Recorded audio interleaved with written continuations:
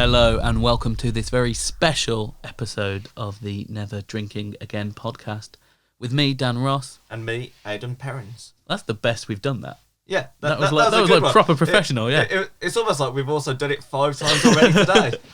But yeah, we saved it for the special edition episode.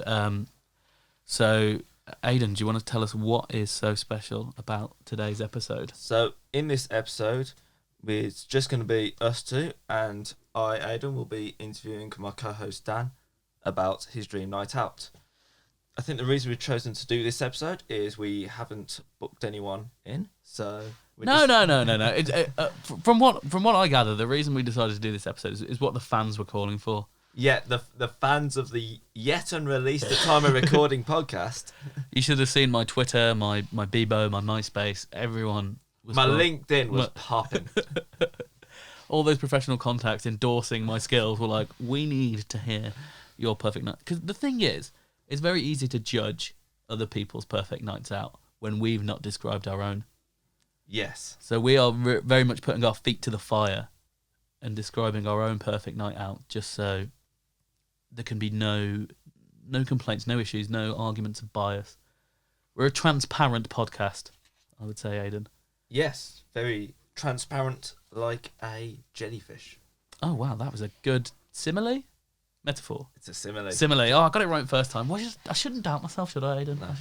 Believe in yourself, Dan. I do believe in myself, and I believe that this night out that we're about to hear described is going to be the best one ever described on the show ever.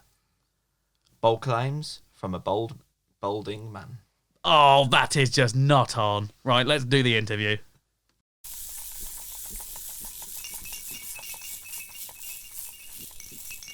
Right, hello, welcome, Dan. Oh, thanks, Aidan. Real pleasure to be here.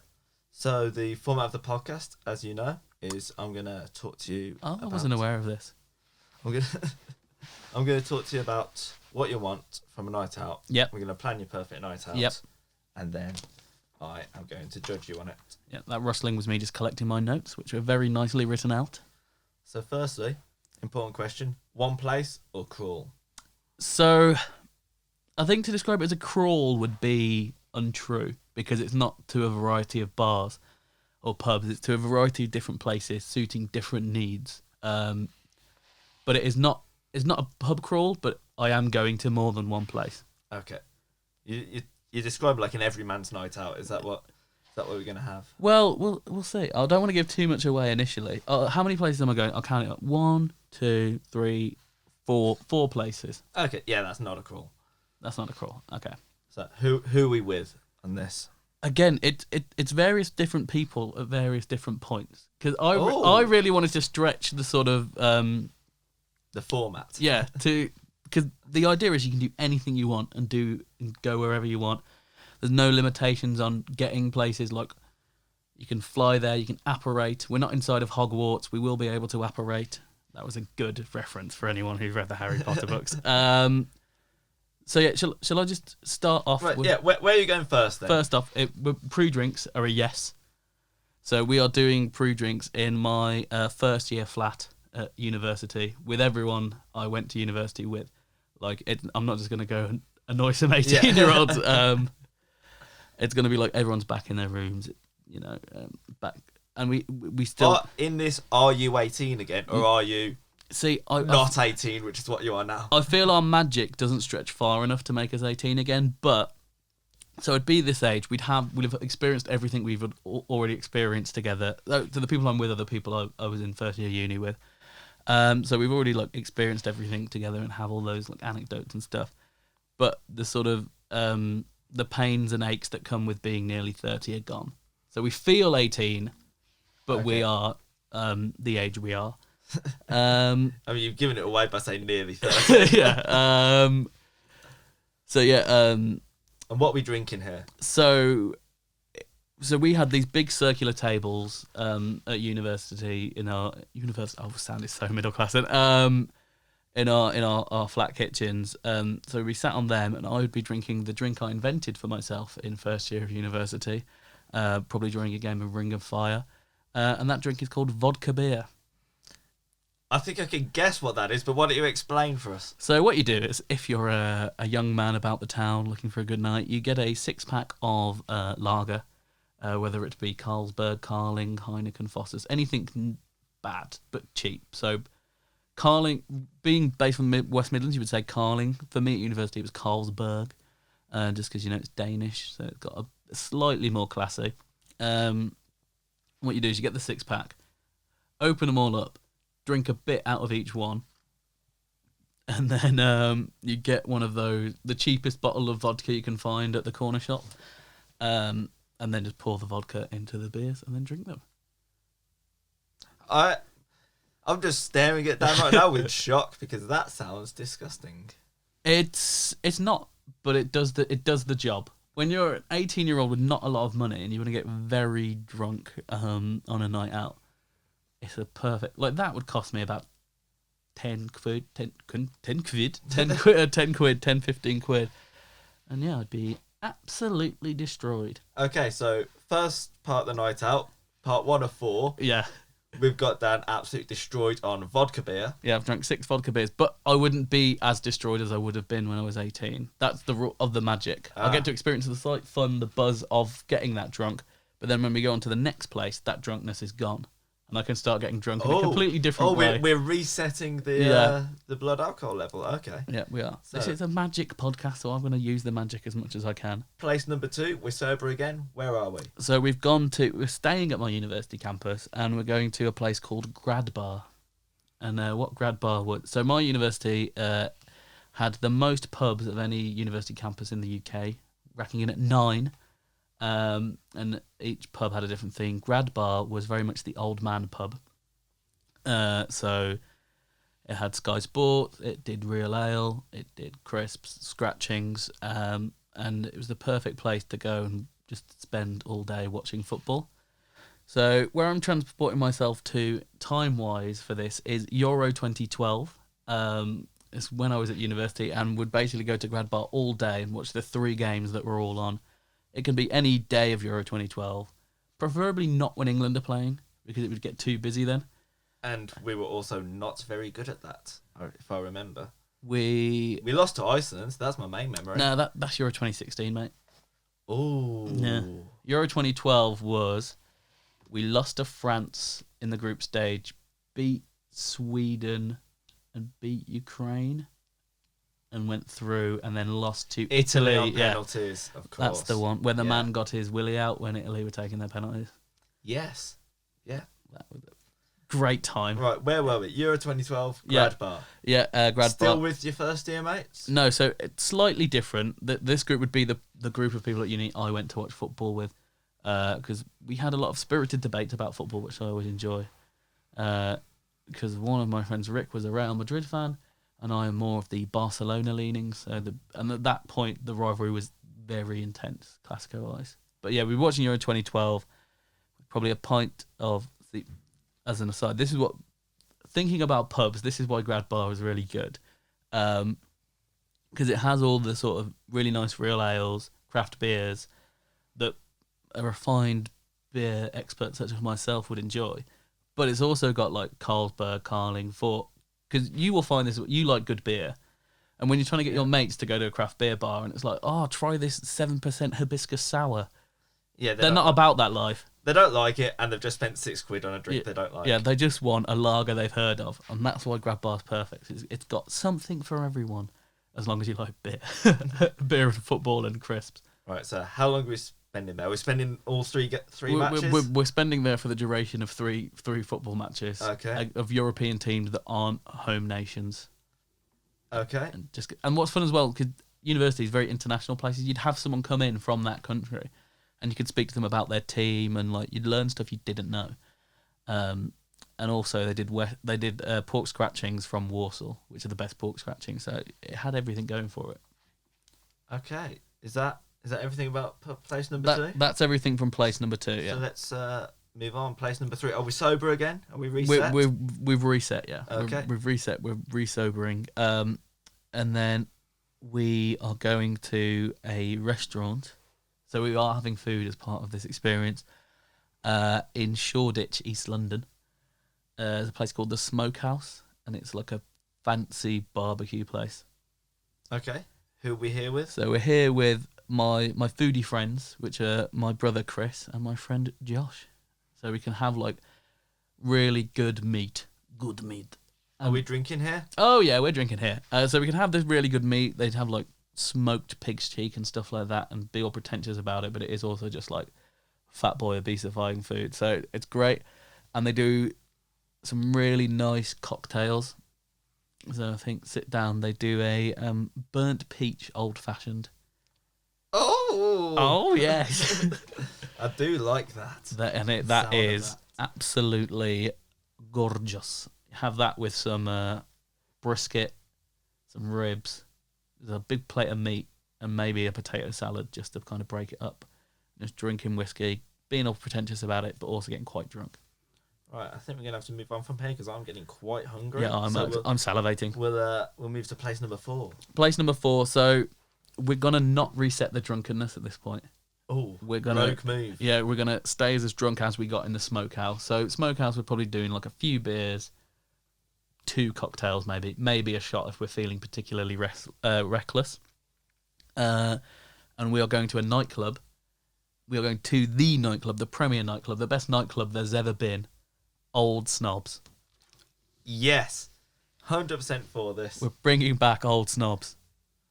I'm enjoying the time travel motif throughout your podcast, and yes, Old Snobs. Old Snobs is just the sticky floors. No one ever had a fight. Like anytime I ever go out to a club, I mean I very rarely go to clubs anymore. But when you go to clubs, there's always someone wanting to fight. I'm sure there was always people fighting in Old Snobs. Well, maybe when you were there, maybe you caused such. For me, it was a peaceful utopia. I'm a controversial figure. Yeah, definitely. And who are we with in Old Snobs? So Old Snobs, we're with everyone that we've encountered throughout the evening. You're mixing up groups. Yeah, that could be a rogue move.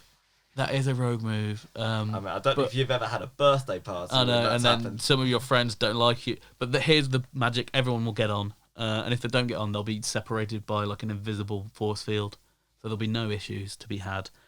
And I feel like it's only fair to bring everyone with you. Add to that, I don't think they're here yet, so I'd add my group of friends from school, who I would go to Old Snobs with, and we were collectively known as the Posse. When you say you were known as that, Yep. Did anybody outside the group call you that? I believe not, but it was what we called ourselves, and we stuck by. We even had. It's also not a great name because it is just you've just chosen a noun, which already means we've just a group got of people. A thesaurus. Yeah. But yeah, we had. Are you old enough to have been on MySpace? Not really. So we on MySpace, you'd like put your name. And then it was a thing of like putting like your mate, what you called your group of mates beforehand. So I had like Posse, Dan Ross, and the Posse was put in 3 brackets. Pretty cool. So yeah, I'm quite sad I've missed out on all that MySpace fun. Oh, you never got to pick a profile song. You never got to download a background wallpaper for your page. MySpace was more fun than Facebook in terms of like Facebook tries to be too professional. Yeah, so MySpace. Okay, yeah. We're not going to get I'm definitely getting sidetracked. What is MySpace? Yeah. So yeah, Old Snobs, pints for £1. Is that what you're drinking in there? Pints in Snobs? Yeah. Really? I Really? mean, they taste horrible, but it's what we did. You know, I've got to be authentic to myself in Old Snobs. Maybe if the woman comes round with the terrible shots, I have one of them. The shot sticks. Did you ever have that? Yeah, I recall those. Those were awful, but yeah, I always had them because a woman asked me a question. I was like, oh yeah, I'll do that, yeah. And then all the music. Old Snobs always had good music. Occasionally, the main room would go a bit too emo for my tastes. But then the small room always had like Bob Dylan, and it always played Proud Mary in the small room. It was one of always on a loop. Anytime I'd go in there, it would have been played at least once, which was perfect. That's one of the best songs for like being out. No. I mean, that was such a bad extract. We don't even need to get clearance for having that song on this podcast. I think we did. I think I'm going to become the next musical star. So yeah, Old Snobs, and then stand outside in the smoking bit for a bit afterwards as well, because that was always fun. Are we having a kebab? So, here's the thing. I do like a kebab after a drink, but if this isn't my ideal night out and I'm being true to myself, it would be at the kebab place right next to Snobs that is also fallen down, and so they had to get rid of it. But I wouldn't be having a kebab. I'd be having chips and curry sauce, which I think is an underrated post-drink snack. Okay, I can get on board. And the best, so it would be from this place that I'd get it, but it would be the building would be the building next to Snobs, but the chips and curry sauce would be from this place in Newcastle where I randomly got chips and curry sauce on a night out because they were the best. And Newcastle could have very easily figured in my ideal night out. It is a great city. So all of this is taking place. So half this is at your uni. Half of this is in Lancaster, the northwest. Then we got Shoreditch. We'll brief stop in East London. Then we're going to Birmingham. And then Newcastle for some chips. We're not going to Newcastle. The chips are coming from Newcastle. Okay, so Maybe the Geordies have sent the recipe down. Right, so we're getting chips from Newcastle in a place right next to Old Snobs in Birmingham. Yeah. All right, well, thank you for describing your night out. Oh, thank you. I'm going to tally up your scores. I'm stressed now. And then tell you why you're wrong. Oh.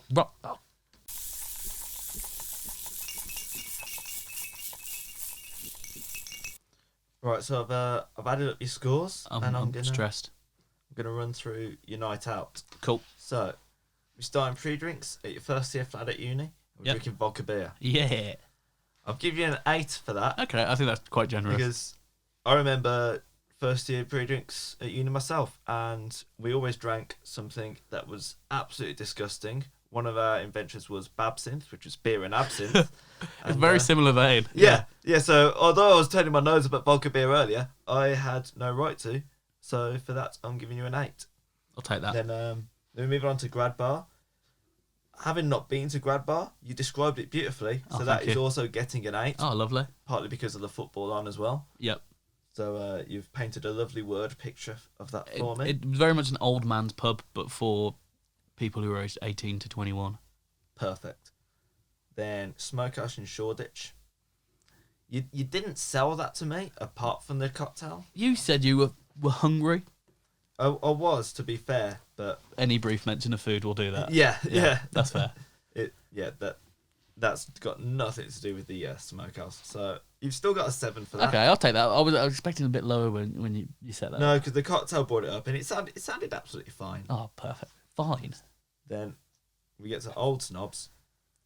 You're getting a 10 for that. Yes. And you can't give any Old Snobs anything other than a 10. No, it is actually the one of the perfect nights out. It's one of those places where like even people not from Birmingham know about it. Oh, yeah. It's famous, and it's famous for a reason. Oh, and yeah, people say, "Oh, have you been to Snobs?" And you always have to say which one. Which one? And like you speak to people under. So how you're 24. So a you've few been to years Old younger. Snob. So you must have just made Old Snobs. Yeah, Anyone so like it changed when I was like 19, I think. Okay, anyone a few years younger than you, but Snobs is great. It's like where new Snobs. It's like, that's not Snobs. That's new Snobs, and it's not as good. Chips and curry sauce. Another 8. And as well, and bear in mind that is it's a vegetarian dish, so it's good for the environment. Yeah. And Is it vegan? Well, it depends with what oil they fry the chips in, doesn't it? I'm not really sure what the constituents of curry sauce is. Yeah, no one knows. It's just a magical element that comes into life. So overall, before you give my overall score, I'm going to throw a curveball in there because I forgot to tell you my celebrity guest who's joining me along for my night out, and I didn't want to pick anyone too famous because I feel like I'd be like overawed and a bit shy and not really be myself and not enjoy the night out as much. But equally, I wanted to pick someone who I like and I think who would enjoy a night out and also be quite hard. So that, like if anyone started on us, they could sort it out, but also not be so famous that they get recognised everywhere we go. And this person would be coming on every step of the journey with me. And that person is John Parkin. Would you like to explain who John Parkin is? So John Parkin is a retired Football League footballer. He played for about 14 different clubs. He was a striker. And he was one of the few footballers who was fat. Like I think he weighed 19 stone. when he was playing, which is quite So- fair. He was 6'4", so tall, but Bit of an idol for you. a bit of an absolute idol. Is he the one that still gives you hope when you yeah, put on a I football top? I I can still make it. John Parkin did it. He scored everywhere he went as well. Like he was class at League 1, League 2 level, which is just, I love League 1, League 2 football. You can just have some big fat northern blokes banging them in. Yeah, it's from Barnsley, which of course he is. And there's a video of him on the BBC Match of the Day Facebook page where he talks about his pre-match ritual, and he's like, I go to Greg's, tuna crunch, pepperoni pizza slice, steak bake, sausage and bean bake, and a donut. I'm gonna go play football. Perfect. What more do you want from a person? You've sold me. Yeah. That I'm gonna put it up an extra point. So Yes, John. well, we've actually, it's gone a bit of a roller coaster because originally when I tallied it all up, I gave you an 8. Okay. Then I knocked it down by 1 because I suddenly realised that you haven't invited me to any of the steps. Well, I wanted to have a good night out. So, I don't want a repeat of. I don't want a repeat of the event. Right. So you got down to 7 for not being me, Yeah. but then John Parkin, don't know who he is. You made Yeah. you made him sound like a decent chap. Up to 8 out of 10. Perfect. I think that's fair. So thank you, Dan. Oh, thanks, Aidan. It's been a pleasure.